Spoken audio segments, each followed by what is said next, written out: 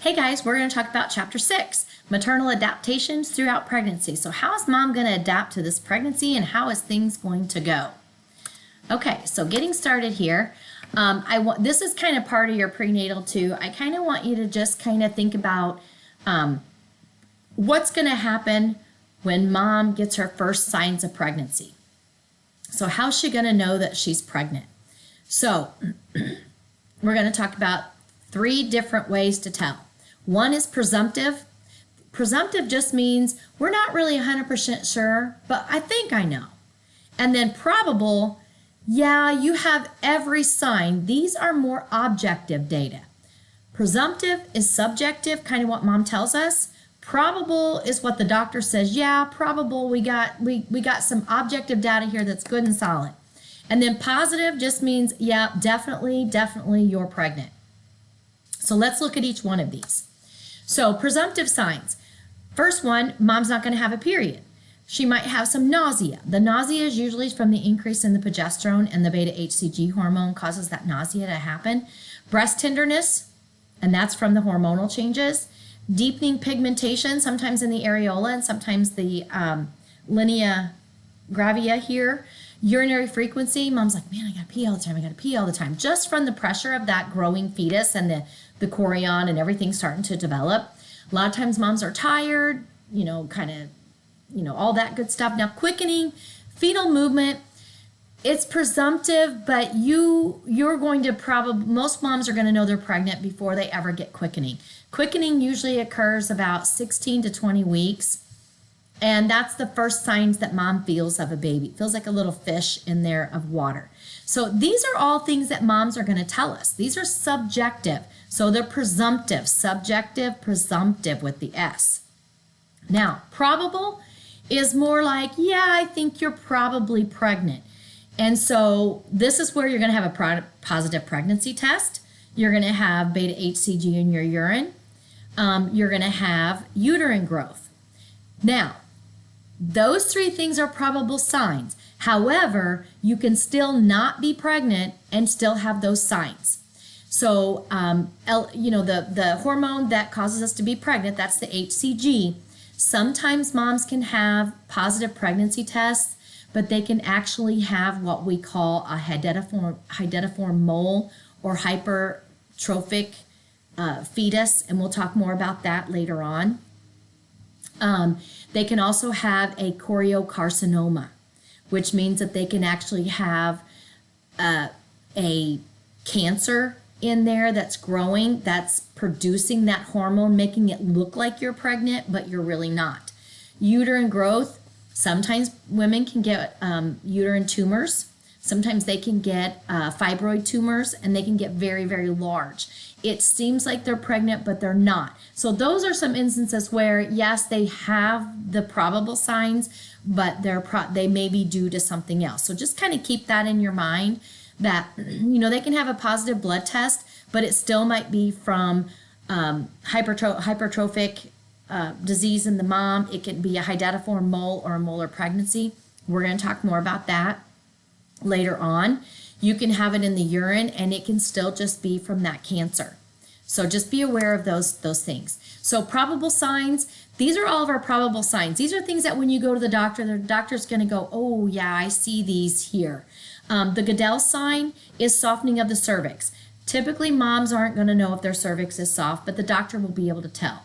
A Chadwick sign, this is where the vulva and the vaginal area kind of gets purplish in color, and the cervix gets kind of purple. This is because once the mom gets pregnant, we get tons and tons of blood flow coming to that area to sustain our baby. So all that blood flow creates that change in color, you can see the extra vessels in there.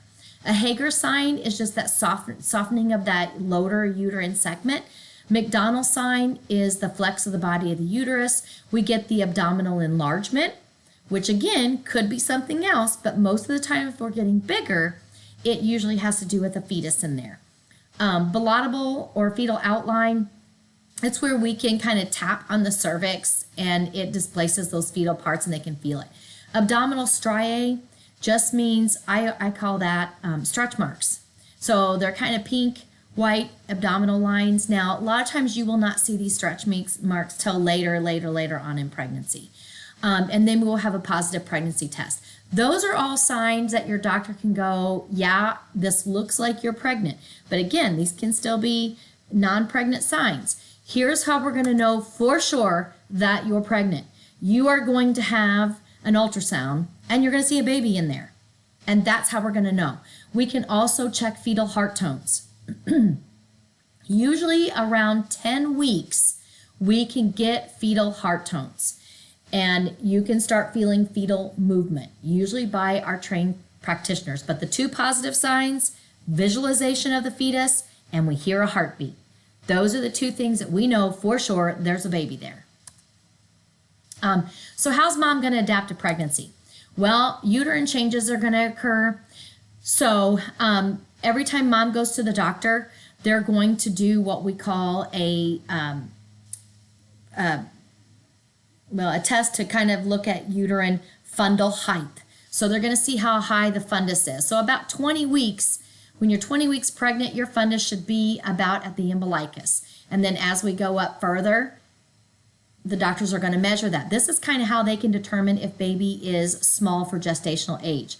Like if you got a mom that is 20 weeks pregnant, but the baby's only measuring 16, sometimes that tells us that the baby's not growing like it needs to. So this is important. It's an important thing that they're going to do at the doctor every time mom comes in.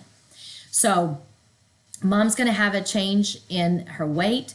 She's going to have an expansion of that pelvis and that abdominal cavity. Blood supply is going to increase. She might even start to get like a few Braxton Hicks contractions. That'll usually sometimes can start around 20 weeks. Cervix and ovaries.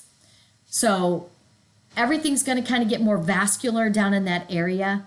Ovulation is going to stop because we have a fetus now. So we're producing all these different hormones. So we don't need the follicle stimulating hormone anymore that's coming from the pituitary to tell our follicles to mature because we are pregnant. So we don't need that anymore. Usually there's going to be a thick membrane that's going to occur right at the opening of the cervix. It's going to keep everything tidy and intact in there. Now the corpus luteum is like the corpus luteum is part of when the baby is produced. It has what we call a corpus luteum that surrounds it. That's going to produce progesterone in the beginning up until mom gets 6 to 7 weeks, and that is implanted into the uterus. Once it's implanted into the uterus, the placenta is going to take over producing progesterone. But that first 6 to 7 weeks, that corpus luteum on the outside of it is going to produce that progesterone for it. Now, as far as the vagina and perineum, you're going to get some hormonal things that are going to start happening there.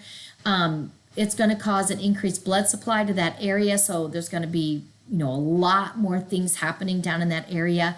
That your Chadwick sign's going to come because of all that increased blood flow. You might even get an increase in secretions. As long as they're thick and white kind of secretions, that's going to be kind of normal for our moms. So let them know that that's a normal feature.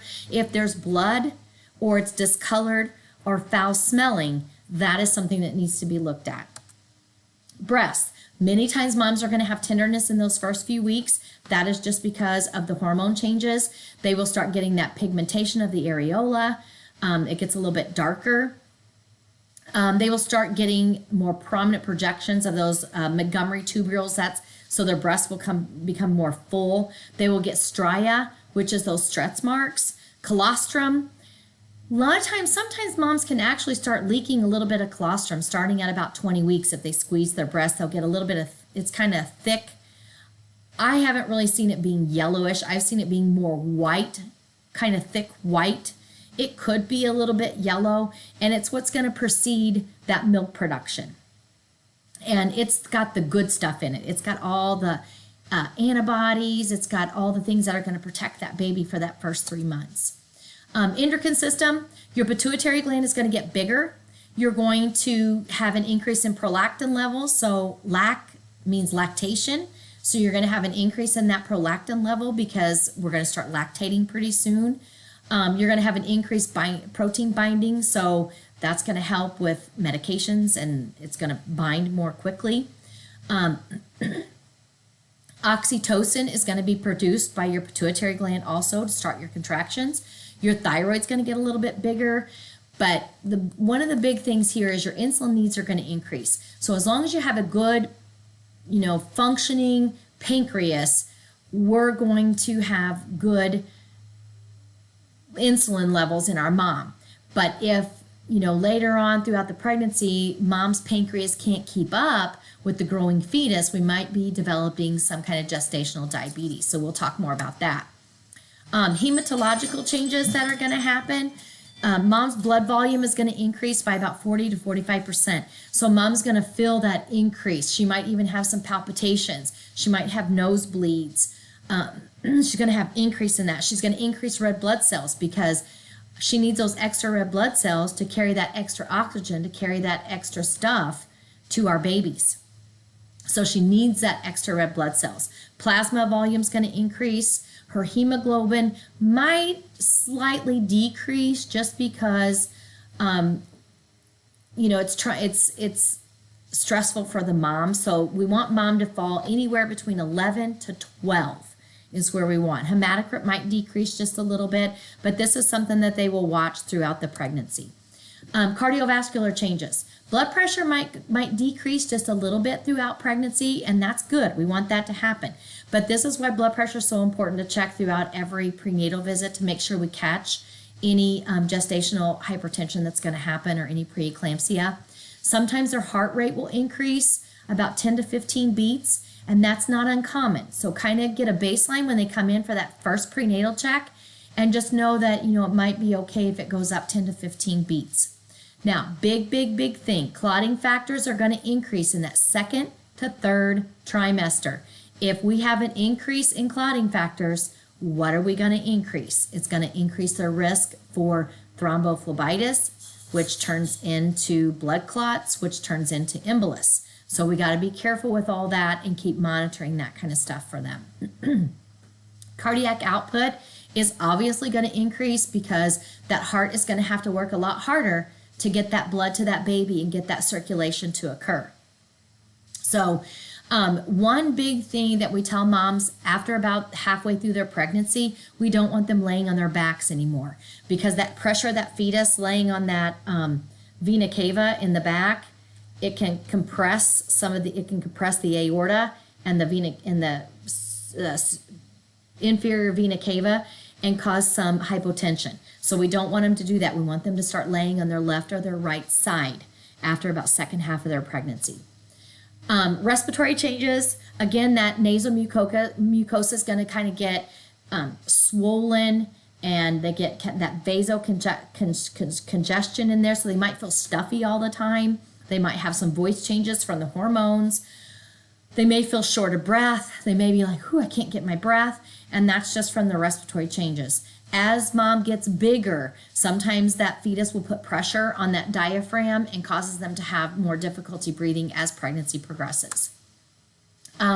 Muscular skeletal changes, they're going to get that lordosis where their back is going to come in more and their belly is going to come out more. Diastasis recti abdominis just means that abdominal muscle will split, and that usually happens afterwards, so that muscle kind of splits to allow that baby to come out. Round ligament pain, a lot of moms will complain of a lot of pain lower down, and they think, oh my gosh, I've got cramping. A lot of times it's not cramping, it's just round ligament pain. That will get better, could get worse as they get further along. Sometimes we have moms get belts to hold the pressure of that growing fetus, especially if their baby's bigger. They'll have that waddling gait. So big thing about moms during that second half of pregnancy is safety issues. Making sure we're letting them know, don't be climbing on tall ladders. Your balance is off. Don't be walking on icy patches. Anything that your balance can go off. Don't be skating, ice skating, anything that can, that their balance is going to be a little bit off. Safety in the showers. Make sure they have some handrails and things in there to hold on to. As far as GI changes, your intestines are going to be displaced. So constipation a lot of times is a problem throughout pregnancy. Sometimes they will get heartburn. Sometimes that all of those hormones kind of loosen everything up, and causes them to get a bit of pyrosis, which just means heartburn. Nausea, appetite, and thirst will usually increase throughout their pregnancy. So just make sure that they are drinking plenty of foods, eating, and we'll talk about as far as weight gain a little bit later. Progesterone and estrogen are going to relax that tone of all of our muscles. Sometimes moms can get a little bit of gallbladder issues throughout pregnancy just because it's relaxing all that stuff. And then once the gallbladder kind of goes, we can get these bile salts that kind of get onto the skin and causes some itching. So those things can happen. Urinary changes, our glomerular filtration rate has to increase by 50% because it's going to have to filter out all the baby stuff too, not just ours, but the baby stuff. So sometimes we might see a little bit of glucosuria. If there's a tiny bit of glucose, we're not going to worry too much. But if we get a large amount, we're going to be worried about some type of diabetes. Integumentary, this is just skin changes. Chlasma, it looks like a little mask on their face and it gets brown blotchy patches. A lot of women get really upset about that. It gets on their forehead, their cheeks, and their nose. It will go away after pregnancy. Linea nigra, that is just that line that goes from the belly button all the way down to the pubic bone. That will go away after pregnancy too. This is all related to the hormonal changes. And then the stretch marks, this is just, because of a lot of those levels are increased and causing a lot of those things to occur. Psychological adaptation. So a lot of times our bodies psychologically have to adapt to this because there's a lot happening in our bodies. But that first trimester, we're kind of accepting, oh yeah, okay, I'm pregnant. Second semester, now I'm getting ready for my baby. I've accepted I'm going to have a baby. That third trimester, we're preparing for that parenthood. So it takes the whole 9 months to get moms and dads ready to bring this new human into the world. Nutrition. Nutrition is a big thing with our moms, and sometimes our moms aren't always getting the nutritional needs that they need. But the fetus needs all those nutrients and energy to build new tissue. These babies are building new systems. These babies are turning into what we used to be. So they need all that energy and they need all those nutrients. Mom needs it to build her blood volume up, to keep her blood volume up, to keep her stores in place. So when she delivers that baby, she has some extra to take over when maybe she's lost a lot of blood or something's going on there. Mom's going to have an increased demand for that energy. Almost every nutrition will have to go up. So we're going to have to think about, we're going to have to do some supplementation during her pregnancy possibly that's why we tell them to take their prenatal vitamins starting, 3 to 6 months before they decide to get pregnant. So we want them to have a variety of balanced diet while they're pregnant. So, So energy requirements and weight gain. A lot of moms will say, well, I'm eating for 2. That is a false statement. Yes, they're growing a human, but they don't necessarily have to increase their caloric intake by that much. So we want them to increase their their intake by about 300 calories per day.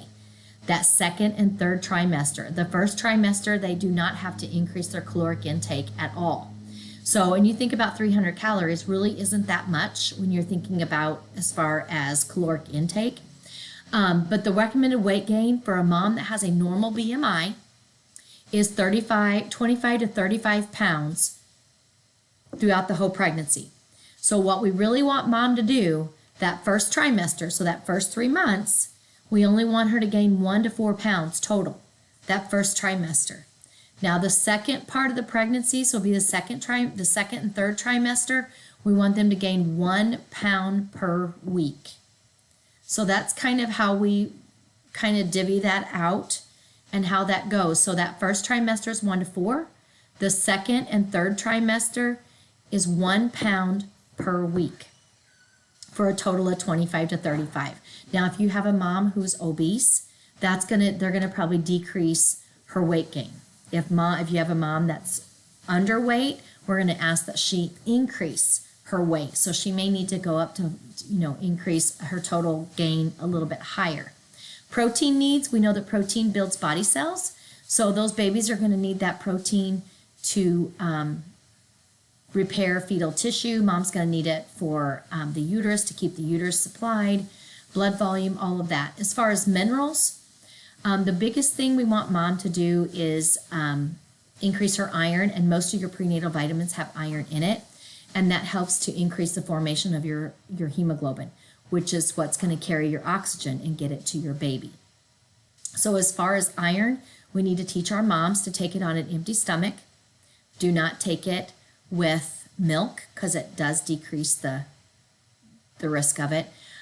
It will cause constipation. It will cause their stools to be kind of black and tarry looking. So make sure that you are kind of green. Just make sure that they're aware of that. We want to increase their vitamin C to help with absorption of that iron. So those are a few education tips that we need to let our moms know about. As far as mineral requirements, all babies are going to need some calcium. Calcium is what does our nerve cell transmission, our muscle contraction, bone building, and blood clotting cells. So all that sounds pretty important, so we're going to need that calcium. Iodine, we're going to need that for thyroid development, all of that. So just be aware of what minerals that we're going to need. As far as vitamins, the big one that we want to discuss is folic acid. Folic acid, we want moms to actually start taking an increase in folic acid prior to pregnancy. It has been found to decrease neural tube defects, spina bifida, all of those kinds of things prior to pregnancy. So we would like for them to start that, 3 to 6 months before, start taking 400 micrograms of folic acid per day. Usually it's just one tablet. And a lot of times it might be in some prenatal vitamins, but if you have a risk factor of maybe someone in your family has had a neural tube defect, they're probably going to have you increase it even more than that throughout the pregnancy. So these are just some other things that vitamins that they're going to get. Many times our moms are going to get these through the food that they're going to eat or the prenatal vitamins that they're going to take. A lot of your prenatals will have all of these in it. As far as supplementation, that's what we talked about, our prenatal vitamins. Sometimes we will get that iron supplementation. It's usually in the prenatal vitamin, but if mom has a low hemoglobin, if mom is more obese, because we know that it takes more oxygen to circulate all of the fatty tissues. If she's got twins, we're going to have to increase that iron. So all of that is usually increased during that prenatal time. So things to avoid. Limiting the intake to avoid weight gain. We did talk about, moms say, well, I'm eating for 2. Not necessarily. That first 3 months, they should not change their diet at all unless they had a poor diet to start with. Only 1 to 4 pounds is what needs to be given. Make sure that they wash all of their fruits and vegetables. Some of that has bacteria on it and can cause moms to become very sick. Do not take any unpasteurized dairy products. That means like if you live on a farm and you take the milk from the cow to the table, we don't want you to do that. It has to be pasteurized. So there's certain cheeses that are not pasteurized, and I think queso cheese is unpasteurized. So a lot of moms are like, I can't have queso cheese when I'm pregnant. No, can't have raw meat, raw eggs, or undercooked meats. So make sure that they look at those kinds of things. No lunch meat, no hot dogs, no soft cheese. That your soft cheeses are not pasteurized, so they can't have any of those. Seafoods, be cautious with your seafoods, and we don't want them to eat a lot of seafood because of the mercury in it. So those are just a few guidelines on some of that kind of stuff. As far as special nutrition concerns, if you have a mom that's a vegetarian, we're going to have to watch her protein levels, and she's going to have to come up with some way of getting her protein other than food intake. Lactose intolerance, we worry about those moms. As far as calcium, they might not be getting enough calcium, so they might have to take supplementations. Pica, this is a big one. Put this in the back of your mind. Sometimes your moms who have pica, where they're wanting to eat something that is not a food, like grass, dirt, something like that. So during their prenatal visit, a lot of moms aren't going to tell you, yeah, I've been having a craving for dirt.